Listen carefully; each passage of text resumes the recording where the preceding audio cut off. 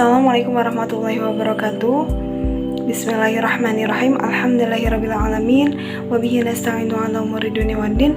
Wassalatu wassalamu ala asrofil anbiya wal mursalin wa ala alihi wa sahbihi ajmain, amma ba'du.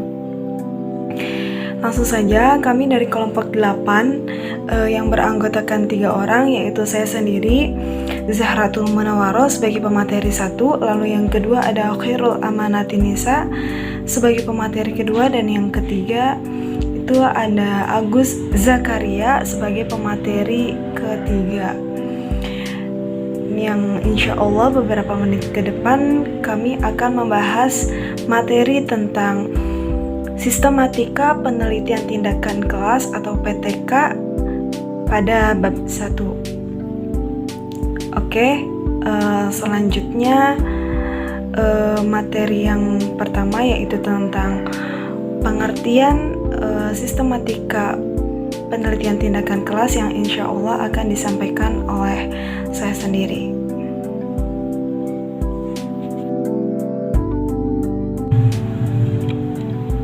Baik, untuk penjelasan pertama yaitu tentang sistematika penelitian tindakan kelas, yang mana pada umumnya sistematika penelitian tindakan kelas ini dalam bab 1 itu mencakup unsur-unsur sebagai berikut. Di antaranya yaitu ada latar belakang, ada perumusan masalah, ada tujuan penelitian, dan juga ada manfaat penelitian.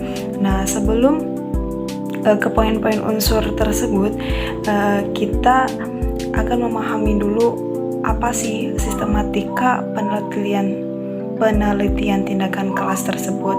Jadi sistematika itu merupakan suatu penjabaran secara deskriptif tentang hal-hal yang akan ditulis, yang secara garis besar itu terdiri dari awal, bagian isi, dan bagian akhir. Nah, adapun penelitian tindakan kelas atau biasa disingkat PTK itu merupakan penelitian praktis yang dilakukan dengan mengkaji masalah-masalah yang dihadapi guru di dalam kelas, dan dilakukannya tindakan untuk menyesuaikan permasalahan tersebut, seperti itu. Jadi proposal penelitian itu harus dibuat sistematis dan logis. Adapun Sugiono juga menyebutkan bahwa proposal penelitian itu minimal mengandung 4 komponen utama, yang diantaranya itu permasalahan, landasan teori, pengajuan hipotesis, dan metode penelitian.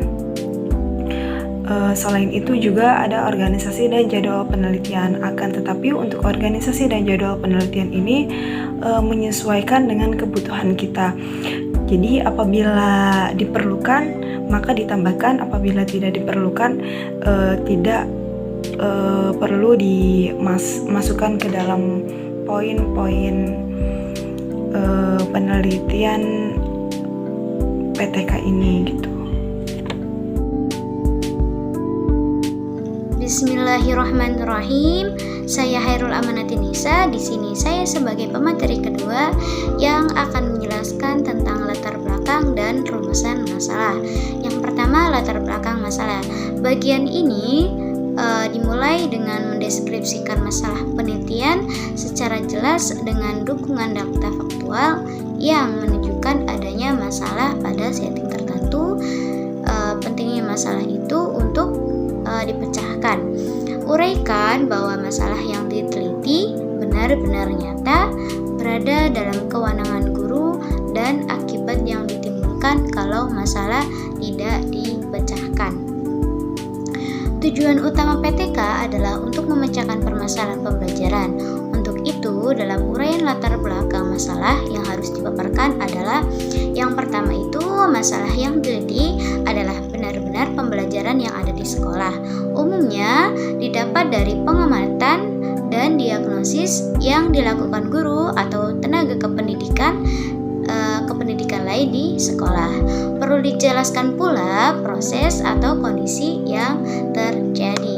Yang kedua, masalah yang akan diteliti merupakan suatu masalah penting dan mendesak untuk dipecahkan, serta dapat dilaksanakan dilihat dari segi ketersediaan waktu, biaya, dan daya dukung lainnya yang dapat memperlancar penelitian.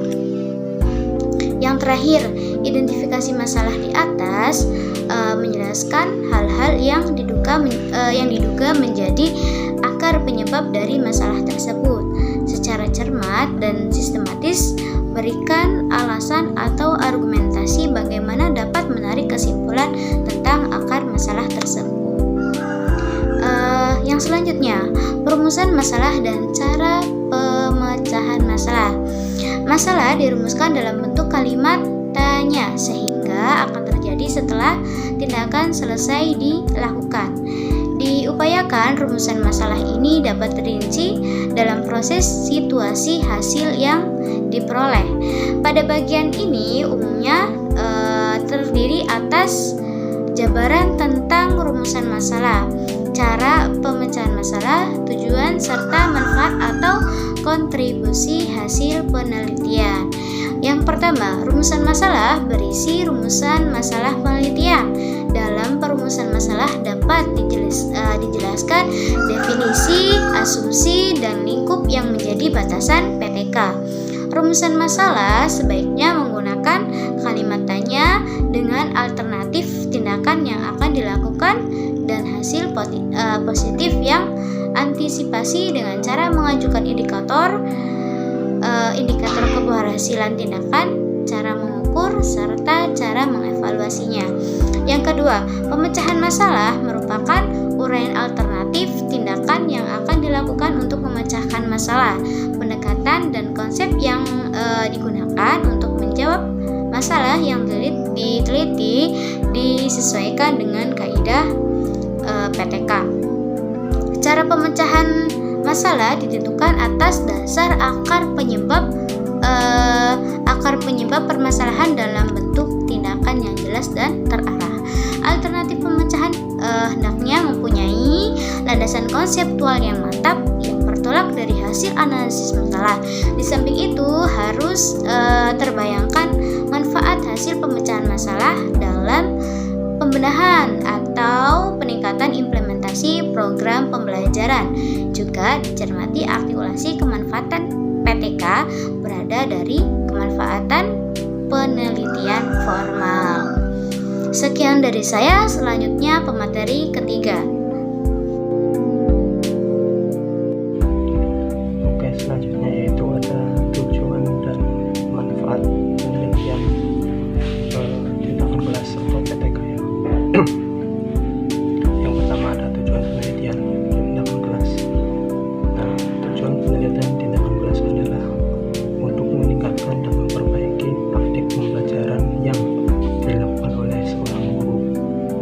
Nah, menurut W.R. Burke seperti dikutip oleh Swiatno menyebutkan bahwa tujuan utama PTK adalah pengembangan keterampilan guru berdasarkan pada persoalan-persoalan pembelajaran yang dihadapi oleh guru di kelasnya, dan bukan bertujuan untuk mencapai pengetahuan umum dalam bidang pendidikan. Nah, tujuan PTK dirumuskan berdasarkan topik atau masalah PTK. Tujuan PTK merupakan jawaban atas masalah penelitian. Tujuan penelitian harus terjawab dalam kesimpulan hasil penelitian. Tujuan penelitian menyatakan target tertentu yang akan diperoleh dari kegiatan PTK yang akan dilaksanakan. Tujuan penelitian harus dinyatakan secara spesifik dalam pernyataan yang jelas dan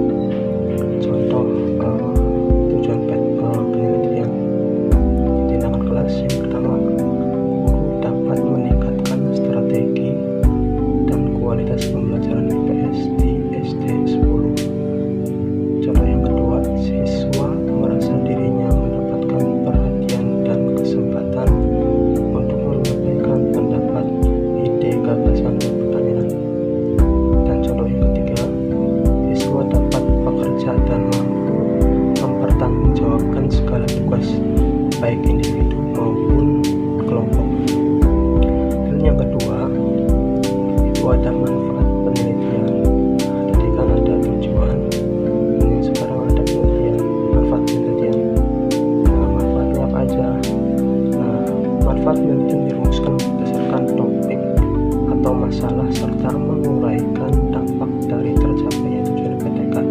Dipaparkan bahwa hasil PTK memiliki potensi untuk memperbaiki mutu pembelajaran di kelas.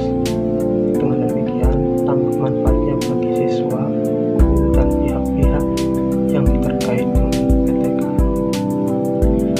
Manfaatnya apa aja? Yang pertama, proses belajar mengajar IPS contohnya ya, proses belajar mengajar IPS di SD 10 menjadi menarik dan menyenangkan. Yang kedua, ditemukan strategi pembelajaran yang tepat dan variatif. Yang ketiga, keaktifan siswa dalam mengerjakan tugas baik mandiri maupun kelompok meningkat. Yang keempat, keberanian siswa mengungkapkan ide, pendapat, pertanyaan, dan saran meningkat. Yang kelima, hasil belajar siswa dalam